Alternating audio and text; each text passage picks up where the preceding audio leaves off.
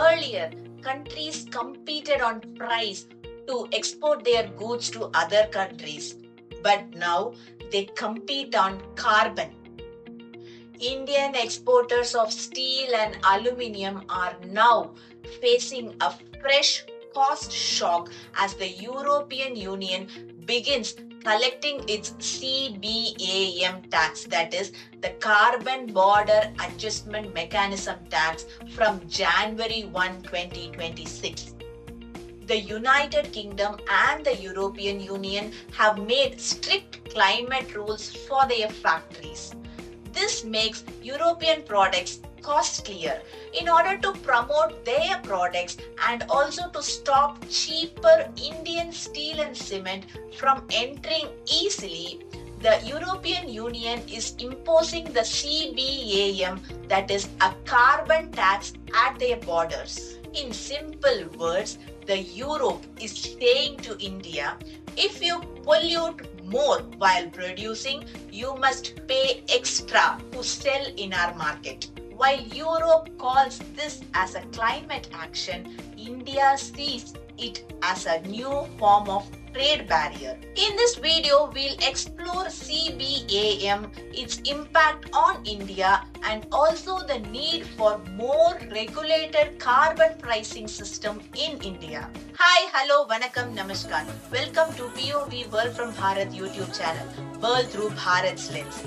So what is CBAM? CBAM is the European Union's Carbon Border Adjustment Mechanism and is a policy to put a carbon price on imported goods like cement, steel and fertilizers so as to prevent carbon leakage and encourage global decarbonization. Carbon leakage occurs in a scenario when one country imposes stricter climate policies. The industries might move the production to the countries with weaker rules and causing emissions to rise elsewhere. This negates the original effort and undermining the global climate goals by simply shifting pollution and not reducing. Let's say a European cement factory facing high carbon taxes inside the EU might shut down its EU plant and build a new one in a developing nation in Africa which has weak climate regulations. This in turn reduces the effectiveness of the domestic climate action inside the EU. The CBAM regulation for India will initially cover carbon-intensive products like iron, steel, aluminium, cement, electricity, hydrogen and fertilizers. But over the next few years, the Europe plans to extend the CBAM to cover almost all the major industrial products. What are carbon-intensive products? Carbon-intensive products are goods or services like cement, steel and beef whose production, use or disposal releases a large amount of carbon dioxide and other greenhouse gases into the atmosphere. High energy use, polluting processes, long supply chains and non-renewable inputs are the key characteristics of the carbon-intensive products. Let's see an example now. Producing cement releases large amounts of carbon dioxide, especially from the chemical process of turning limestone into lime. And the steel requires energy-intensive smelting process using coal.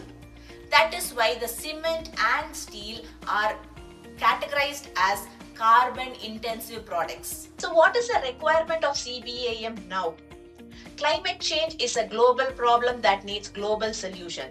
As the Europe raises its climate ambition and as long as less stringent climate policies prevail in many non-EU countries, there is a risk of so-called carbon leakage. Europe's domestic carbon pricing instruments like the emissions trading system have demonstrated their capacity to reduce the greenhouse gas emissions in a cost-effective manner. They can also raise substantial revenues and also promote innovation. This is the reason European Union is for the introduction of CBAM. CBAM is a system that ensures that imported goods that generate carbon emissions during their production pay the price to the Europe for the same. This also ensures that the carbon price of the imports is equivalent to the carbon price of the domestic production. Thus, Europe's climate objectives are not undermined. The next question is, how does the CBAM affect India?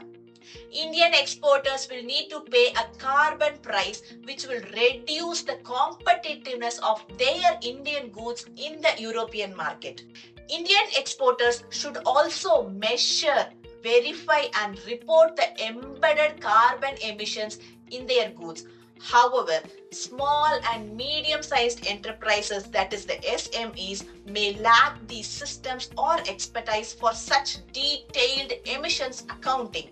Europe is one of India's largest trading partners. Steel and aluminium exports are at the risk of losing their market share if alternatives with lower carbon footprints become cheaper after the CBAM.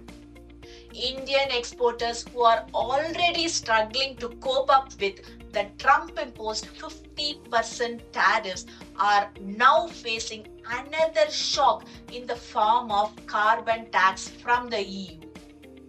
With the CBAM, analysts estimate that the Indian steel exporters could face a whopping 19,000 crore Indian rupees in CBAM charges by 2030 unless they find ways to decarbonize their goods. Now let's look at India's response to the CBAM. India has raised concerns at the World Trade Organization and bilateral forums, calling the CBAM protectionist and trade restrictive. India is also developing its own carbon credit trading scheme, that is the CCTS, to eventually link with the global systems like that of emission trading systems in the Europe. India had signed a free trade agreement, that is the FTA, with the United Kingdom and the FTA with the European Union too.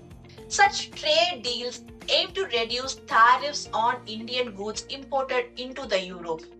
But the EU's Carbon Border Adjustment Mechanism, that is the CBAM, could play a major role in restricting Indian exports that enter the Europe. On the positive side, this CBAM could also offer an incentive for the Indian industry to start decarbonizing in line with broader global requirements. While large Indian industries may manage this CBAM difficulty swiftly, Indian micro, small, middle enterprises without government support may not be able to cope up with this green accounting. According to a think tank called Global Technology Research Institute, the GTRI, India had a 2-year transition period from October 2023 to switch over to its CBAM. But India has not significantly advanced its CBAM preparedness. Exporters, especially the micro, small, middle enterprises, lack clarity on emissions still today. As negotiators are scrambling to protect their exports, the simplest antidote is a robust domestic carbon pricing system in India. Over the years, India priced carbon in different forms like coal cess, PAT, but now we have a formal rate-based emission trading system, that is the ETS, embedded in the carbon credit trading scheme, that is the CCTS. CCTS was launched in India in 2023 and is in its early phase of development with design and institutional framework underway. Click the link below to know more about India's carbon pricing system and the CCTS. The objective of the CCTS is to create a domestic carbon market to help India meet the target as per the Paris Agreement. The CCTS clock in India is ticking and it is no longer a choice but a necessity for all the Indian exporters. Without carbon pricing, Indian industry will pay foreign carbon taxes, lose export competitiveness, and also pass their hidden costs to consumers through inflation. CBAM is just the beginning. A domestic carbon pricing keeps control in Indian hands by rewarding clean innovation, protecting jobs, attracting green investment, and ensuring that India grows without being punished for its development.